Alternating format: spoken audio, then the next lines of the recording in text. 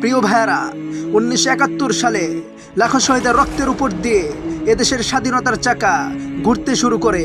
এদেশের মানুষ সকল দুঃখ কষ্ট আর প্রিয়জনদের বিচ্ছেদের আত্মচিৎকারকে বুকে চাপা দিয়ে নতুন এক বাংলাদেশের স্বপ্ন দেখেছিল।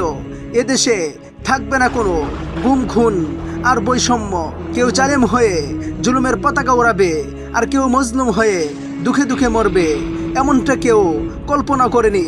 সকলেই পাবে তাদের প্রাপ্য অধিকার, এটাই ছিল তাদের কামনা।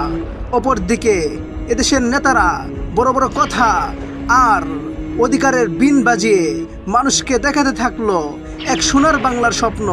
আর মানুষ তাদের সে স্বপ্ন বাস্তবায়নের লক্ষ্যে বছরের পর বছর নেতাদের ভোট ভিক্ষা দিয়ে আসছিল।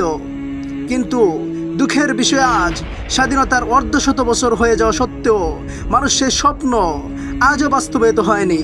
আজও স্বাধীনতা নামে সেই ফুলটির সুবাস ছড়ায়নি। নেতাদের লুটপাট, চাঁদাবাজি আর আকাশছোঁয়া দুর্নীতিতে স্বাধীনতার ফুলটি আজ নিবু নিবু অবস্থা। বাংলাদেশের মানুষ নেতাদের এই মিথ্যাচারের অভিশাপ থেকে কবে মুক্তি পাবে?